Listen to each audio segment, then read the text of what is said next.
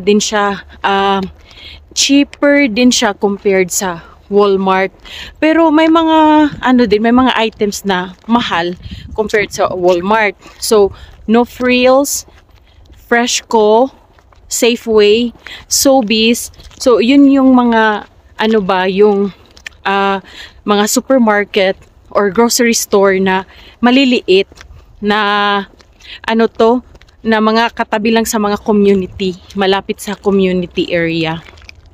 Yung mga bahay-bahay, what I mean. So, yun, puntahan natin. At, although mainit siya today, ay hindi, ito na naman.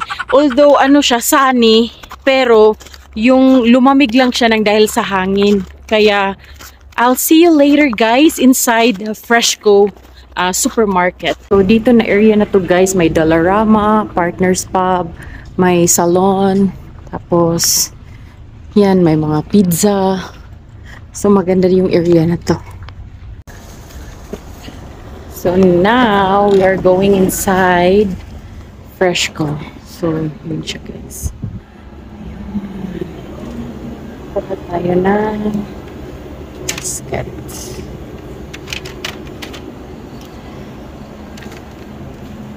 May mga fresh fruits sila din dito. So, maon ilang meat section. Sa itong baboy,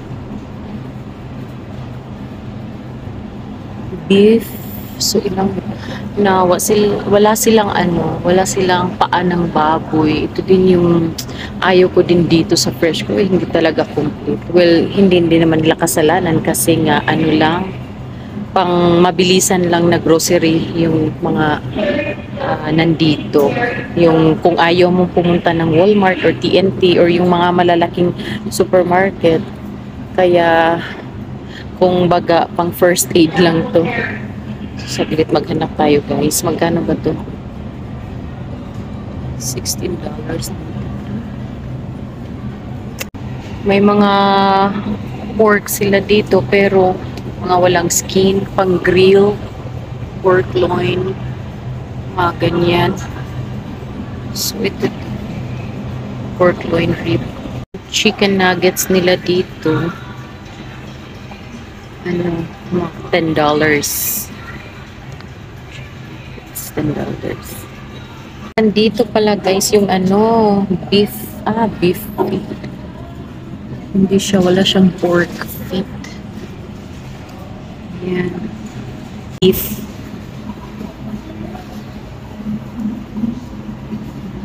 So, $26. Yun, may lechon manok din sila dito. $7. So, ito yung sa loob ng Freshco, guys. Yan. May mga good deals din naman sila sa mga meat. Bread section nila. Marami din pastry section. Yan. Apple pie. Fudge bar. So, maybe siya po. Bukaon, sweets pa more. Ay, cinnamon. Sarap to sa kape. Halika na, pasok ka na sa basket. So guys, yung nilagang baboy, feet ng baboy, wala akong makita, kaya ewan ko kung anong bibilhin ko ngayon. Wala kasi silang pork feet. So tingnan natin doon sa kabila kasi meron din doon. Minsan kasi meron silang stock dito banda. So let's see. Ito, ang sarap din nito. Garlic naan, tandoori naan. Sarap din siya. Pag yung may mga sauce ka, i-dip mo lang yan. Sarap. So, ito yung din nila, dyan banda, mga sabon, mga tissues. Ito din section na to, mga cold, mga frozen din sila dito. Minsan kasi may mga ano sila, frozen na meat dito, fish. Pero ngayon, dumplings. Mga dumplings. Tag 9.47 yung ano nila. Mga noodles. Korean noodles. Mga yogurt. Yan, mga butter. Yan din. Yan, may mga frozen, ano din sila dito, vegetables, french fries. So, mahilig talaga sila sa mga frozen goods, guys. Kasi, di ba, madalian lang na shopping. Tapos, init lang, diretso kain na. Yan sila. Yan to, ding dong. Meat snack. Ito. Meron din sila mga pita, chicharon, crunch boy, chippy, vikat. Gusto to ni Ray chippy. Bilhan natin. And then, mga canton. Yan, sardinas. Tag $1.67. Yan, may magic sarap. So guys, wala talaga akong nakitang paa ng baboy. So di ko alam kung anong lulutuin ko para mamayang gabi. Pero fry na lang siguro.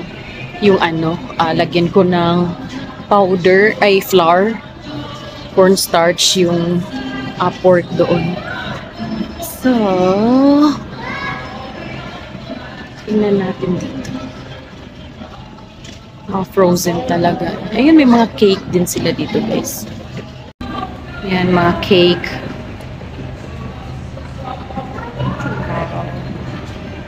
Frozen bread. Gluten-free bread. Frozen pizza. Yan. Pwede nyo na nang initin. Ready na yan to eat.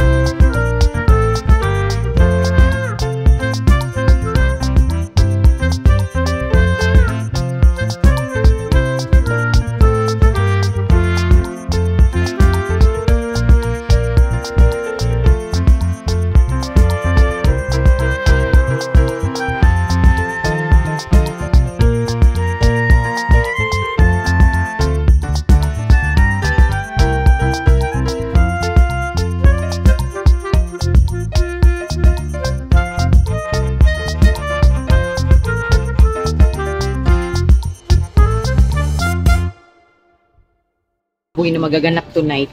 So, pritong pork chop lang. So, see you later.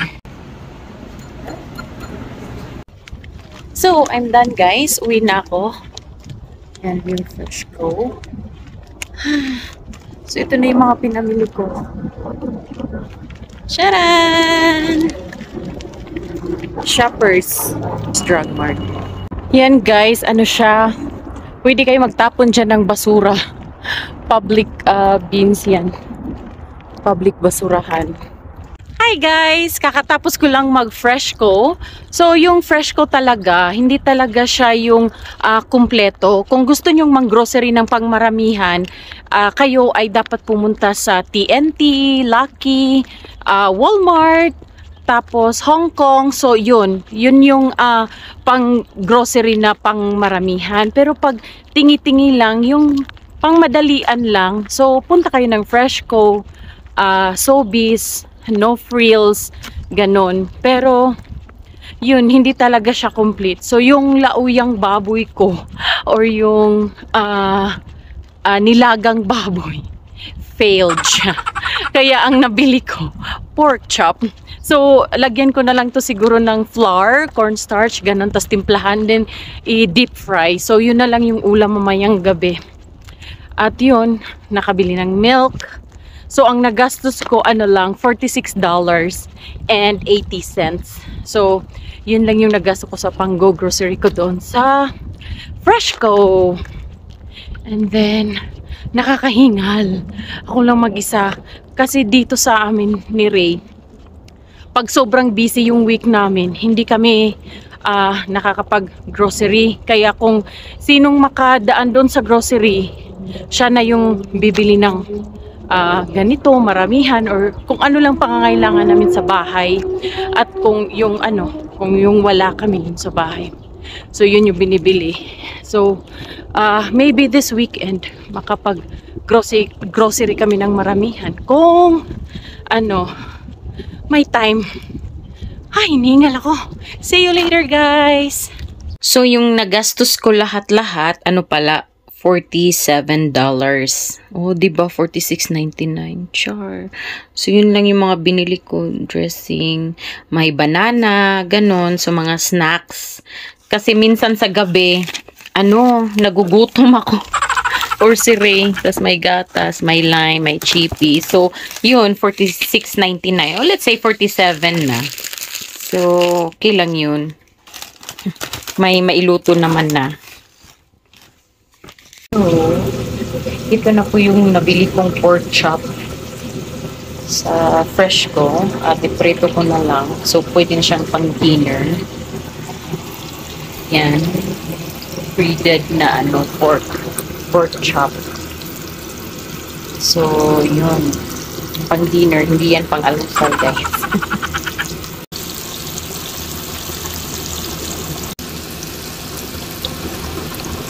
So, ngayon po ay nagluluto na ako ng pang-dinner namin. So, yung binili ko sa Freshco, wala kasing paa ng baboy. Kaya yung binili ko na lang, pork chop na lang. Tapos nilagyan ko ng flour, cornstarch, tapos itlog. Then, dinip-fry ko na lang siya. So, kakain na kami maya-maya. Okay. So, ang kalat pa doon kasi kakatapos ko lang na mag-alagay ng flour, cornstarch, at mga aning-aning. So, yun guys. Pag naluto na to, so of course, kakain na kami. And that's all for today, guys. Thank you for watching. Please don't forget to like and subscribe. Bye! God bless everyone.